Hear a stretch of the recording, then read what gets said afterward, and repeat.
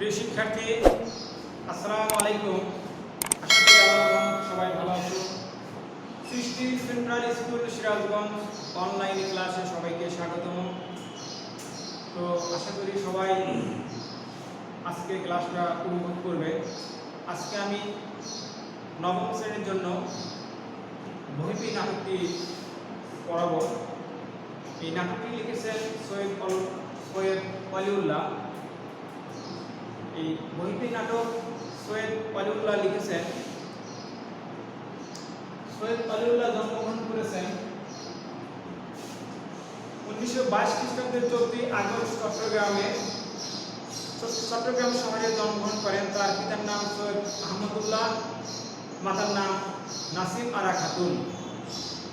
শিক্ষা জীবনে তিনি ম্যাট্রিকুলেশন বা এসএসসি 1939 খ্রিস্টাব্দে কুড়িগ্রাম উচ্চ বিদ্যালয় থেকে পাশ করেন। উচ্চ মাধ্যমিক আইএ 1941 সালে ঢাকা কলেজ থেকে তিনি পাশ করেন। উচ্চতর শিক্ষা বিএ ডিস্টিংশন সহ 1943 আনন্দমোহন কলেজ ময়মনসিংহ। তারপর তিনি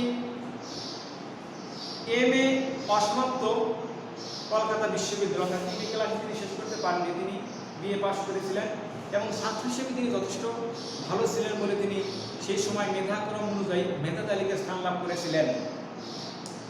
কর্মজীবনে তিনি সহ সম্পাদক ছিলেন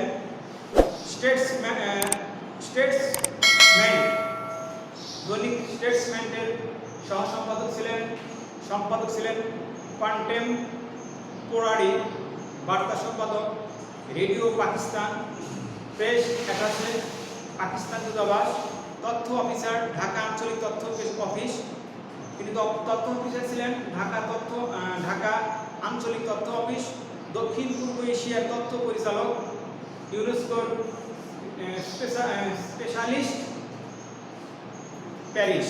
অর্থাৎ তার যে কর্মজীবন ছিল সেটা আমরা শুনলাম। সাহিত্য কর্ম, তিনি ছোট গল্প লিখেছেন। ছোট গল্প নয়নচারা, তার বিখ্যাত ছোট গল্প হচ্ছে নয়নচারা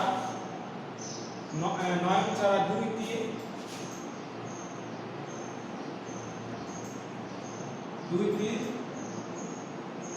ও অন্যান্য গল্প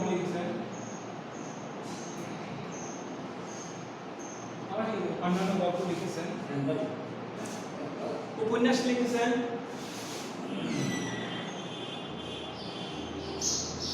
উপন্যাস লাল সরু,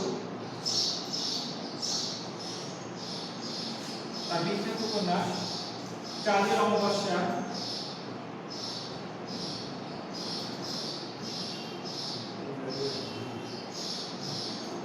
লাভ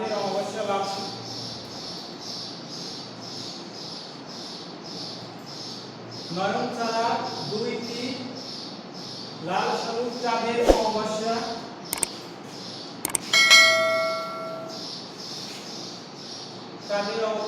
লিখেছেন। তারপরে কাদর নদী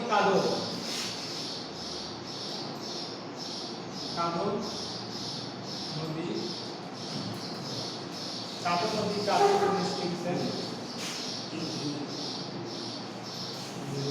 তারপরে তিনি লিখেছেন নাটকে তার দক্ষতার পরিচয় আমরা দেখতে পাই। নাটক লিখেছেন বহিপি, তরঙ্গভঙ্গ,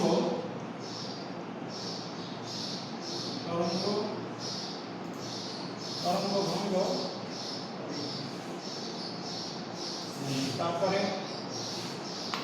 উদানের মৃত্যু,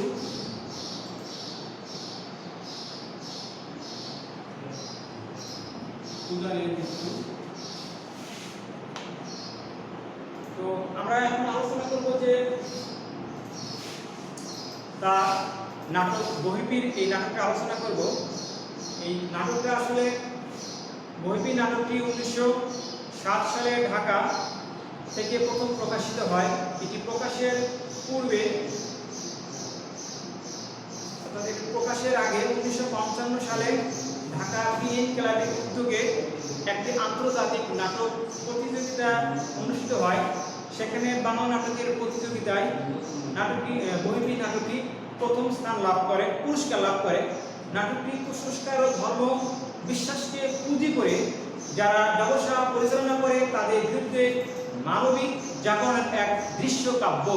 তাহলে কি হলো যে নাটকটা আমাদের প্রকাশের পূর্বে 1955 সালে ঢাকা আন্তর্জাতিক নাটক প্রতিযোগিতায় পিএন ক্লাব উদ্যোগে যে একটি আন্তর্জাতিক নাটক প্রতিযোগিতা হয়, সেই প্রতিযোগিতায় বহির্বী নাটকটি পুরস্কার লাভ করে। নাটকটি প্রথম পুরস্কার লাভ করে। আর নাটকটি কি হয় যে কুসংস্কার ও ধর্ম বিশ্বাসকে পুঁজি করে যারা ব্যবসা পরিচালনা করে তাদের বিরুদ্ধে মানবিক এক দৃশ্য কাব্য। নাটকটি আসলে আমরা দৃশ্য কাব্য বলে থাকি।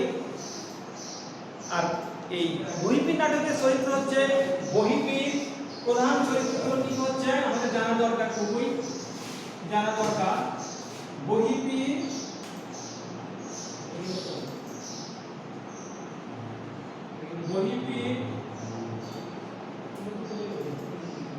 তাহেরা, হাসিম আলী,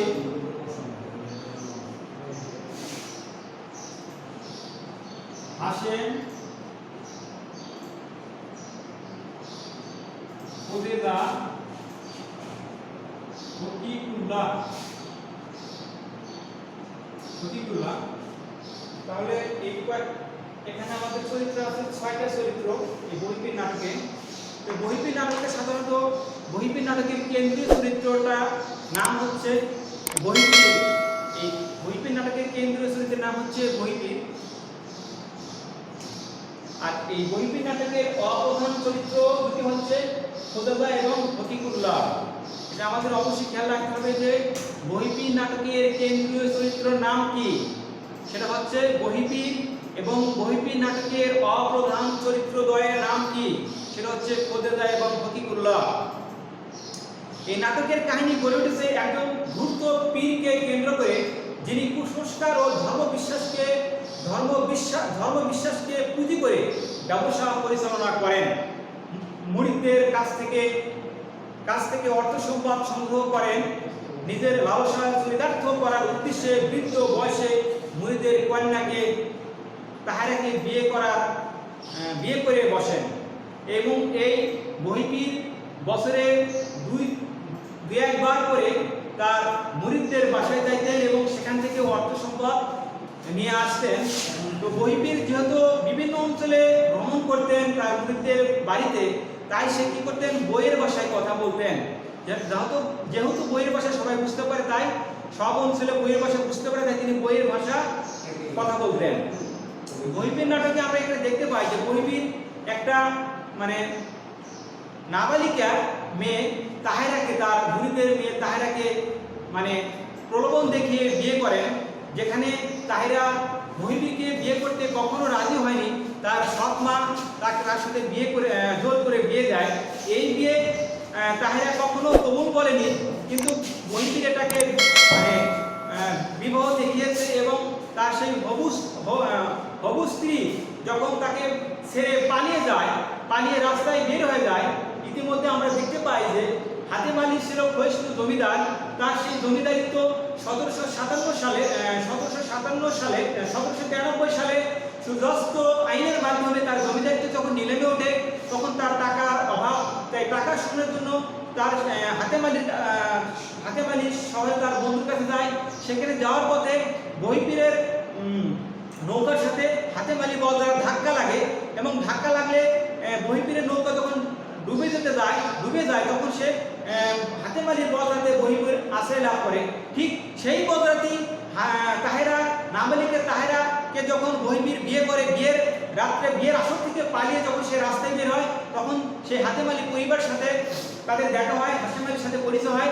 তখন তারা সেই নাবালিকা মেয়ে বলে তারা মায়ের খোদেদা, হাতেম আলীর স্ত্রী খোদেদা তাকে নিজের মেয়ে মনে করে ভালোবেসে তাকে সেই বদরে আশ্রয় দেয়, এবং ভাগ্যক্রমে আমরা দেখতে পাই যে বহির্বীরও সেই বজ্রাতি আশ্রয় গ্রহণ করে এবং লাস্টে তখন বহির্বীর বিভিন্ন কৌশলের মাধ্যমে জানতে পারলেন যে এই বজ্রাতি তার হবু স্ত্রী তাহেরা এখানে একটা কামরাতে আছে। তখন বহির্বীরের সাথে হাতেম আলীর একটা যোগসূত্র হয়। হাতেম আলীকে বলছে আপনি কেন শহরের দিকে যাচ্ছেন? তখন হাতেম আলী বললেন যে আমার 1793 খ্রিস্টাব্দে সুদস্ত আইনের মাধ্যমে আমার জমিদারিত্ব নিলামে উঠে যাচ্ছে, তাই আমি শহরে আমার বন্ধুর কাছে যাচ্ছি, সেখান থেকে টাকা নিয়ে এসে জমিদারিত্ব উদ্ধার করবো। বহির্বীর তখন সেই হাতেম আলীকে সান্ত্বনা দিয়ে বলেন আপনি ভয় পেন না, জমিদারিত্ব রক্ষা করার জন্য দায়িত্ব আমি নিলাম। জমিদারিত্ব রক্ষা করার জন্য যে টাকা পয়সা লাগে সেই টাকা পয়সাটা আপনাকে আমি দিব, কিন্তু শর্ত আমার যে হবু স্ত্রী আপনার বজ্রাতে আশ্রয় আছে সেই তাহেরাকে আমার কাছে ফেরত দিতে হবে। এক পর্যায়ে হাতেম আলী যেহেতু তার টাকার অভাব হতে দাও টাকার জন্য সে অস্থির হয়ে গেছে, কারণ জমিদারিত্ব নষ্ট হলে তার কি খাবে। তাই খদিজা তার স্বামীকে বলতেছে তুমি কেন এই প্রস্তাবে রাজি হও না? এক পর্যায়ে কেন তুমি এই প্রস্তাবে বহির্বীর প্রস্তাবে রাজি হইতেছো না? এক পর্যায়ে হাতেম আলী বহির্বীরের সেই প্রস্তাবকে অবশ্যই গ্রহণ করে এবং